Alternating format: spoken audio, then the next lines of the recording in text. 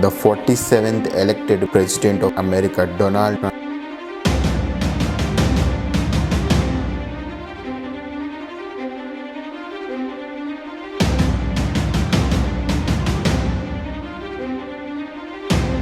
రెండు సార్లు murder attempt అనేది జరిగింది.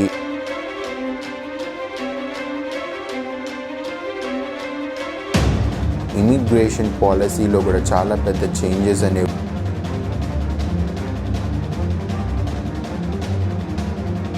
Close the border, drill.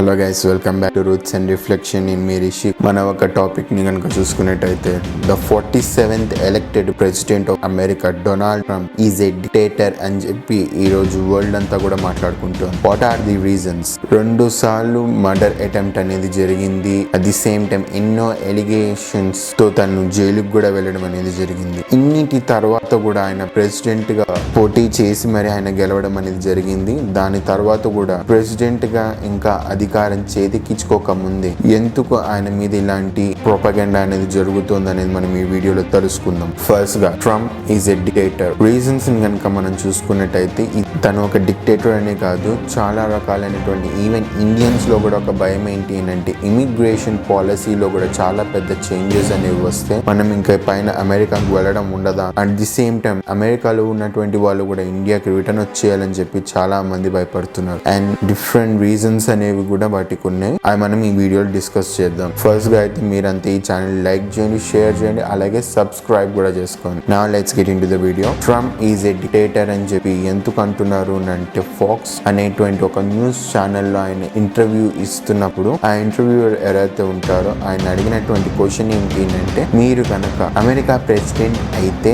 మీరు చేసేటువంటి ఫస్ట్ పని ఏంటి అంటే ఫస్ట్ పని ఏంటి అని అడిగితే ఆయన సింపుల్ గా ఒక మాట అన్నారు, క్లోజ్ ది బార్డర్, డ్రిల్ అనేటువంటి ఒక స్టేట్మెంట్ అనేది ఇవ్వడం జరిగింది. దానికి డిక్టేటర్ అనేటువంటి దానికి ఏంటి అంటే, తను ఒక ఇమ్యూనిటీని తెచ్చుకుని దానితో ఆ ఒక పవర్ యూజ్ చేస్తూ అమెరికన్ బార్డర్స్ ని క్లోజ్ చేసి డ్రిల్ అన్న మాటకు అర్థం ఏంటి అంటే, ఇల్లీగల్ ఇమిగ్రెంట్స్ ఎవరైతే ఉంటారో వాళ్ళందరినీ కూడా అరెస్ట్ చేసి వాళ్ళందరినీ డిపోర్ట్ చేసి వాళ్ళ కంట్రీస్ కి పంపిస్తామనేటువంటిది ఆయన ఒక ఉద్దేశం. దాన్ని ఈ రోజు కమలా హ్యారిస్ సపోర్టర్స్ ఎవరైతే ఉన్నారో వాళ్ళంతా కూడా దాన్ని ఒక టైప్ ఆఫ్ ప్రొపగండాలా మార్చుకుని, ఈవెన్ హాలీవుడ్ ఐకాన్స్ అయినటువంటి వాళ్ళు కూడా వాళ్ళు యుఎస్ నుంచి వెళ్ళిపోవడం ఎలాగా, హౌ టు లీవ్ అమెరికా అనేటువంటిది ఈ రోజు చాలా గూగుల్ సెర్చ్ ఇంజిన్ లో ట్రెండ్ అవుతున్నటువంటిది బికాస్ ఆఫ్ ది అమెరికన్స్. మీరు కనుక ఒక చిన్న లాజిక్ కనుక ఆలోచించినట్టయితే, ట్రంప్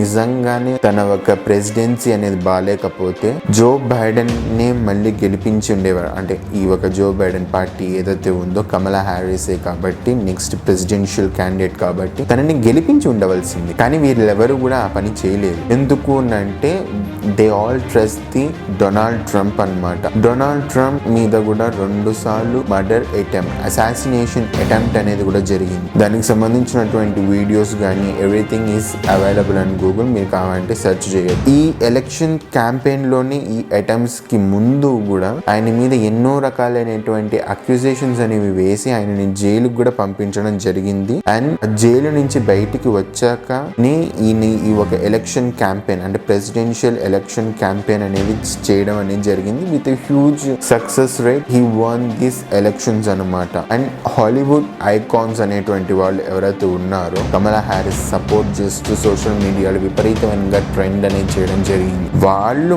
మాత్రమే ఈ ఒక ట్రంప్ ఈజ్ ఎ డిక్టేటర్ అని ఓపెన్ సొసైటీలో అదేంటి ఎంతో మంది వస్తుంటారు, పోతూ ఉంటారు. మెయిన్ రీజన్స్ అనేవి కనుక చూసుకున్నట్టయితే, వీళ్ళు చేసినటువంటి అంటే ఈ ఒక హాలీవుడ్ ఐకాన్స్ అనేటువంటి వాళ్ళే వెళ్ళిపోతాము అని చెప్పి అనడంతోనే ఈ ఒక కాంట్రవర్సీ అనేది రావడం జరిగింది. నిజంగా ప్రెసిడెంట్ ట్రంప్ పవర్ లోకి వస్తారు అంటే డిసెంబర్ లో వస్తారని చెప్పి అందరు చెప్పినారు.